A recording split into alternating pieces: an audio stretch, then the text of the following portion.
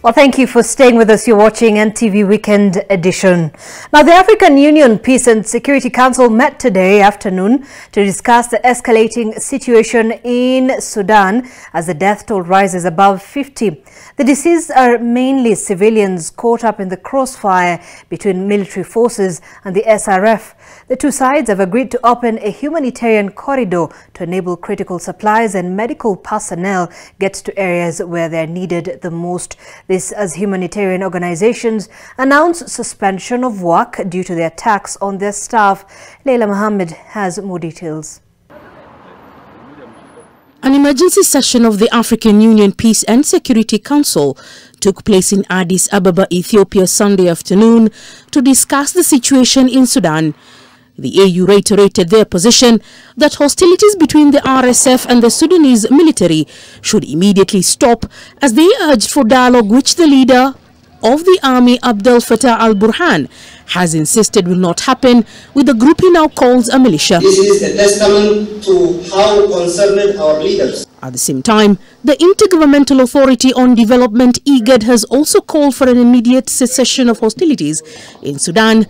President William Ruto, in a virtual meeting, asked IGAD leaders to take a firm position on the crisis to restore peace in the country. We provide a mechanism as IGAD, together with our partners, on how this single matter of integration of RSF is resolved. Fighting in Sudan raged for a second day Sunday in battles between rival generals who seized power in a 2021 coup, leaving over 50 civilians, including 3 UN staff, dead and sparking international alarm. We have about 3,000 Kenyans stuck in Sudan, and they are scared. They're in their homes. Nobody's leaving the house. And Your Excellency, I want to assure you and to assure Kenyans that we are aligned. We've talked to Kenya Airways. They are ready, if things get out of hand, to bring Kenyans back here.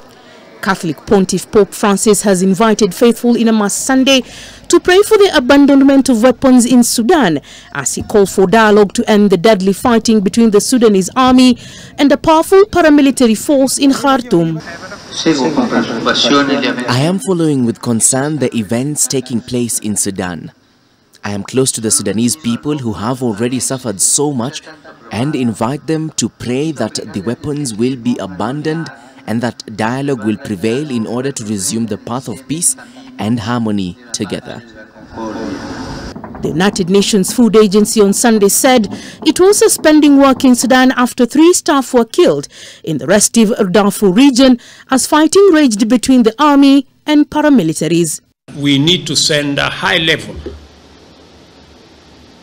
delegation to Khartoum as and when it is practically possible, but in any case, at the earliest possible. Both sides claim they control key cities, while state television broadcasted patriotic songs without commentary. The RSF's planned integration into the regular army was a key element of talks to finalize a deal that would return the country to civilian rule and end the political economic crisis ongoing. Leila Mohammed, NTV.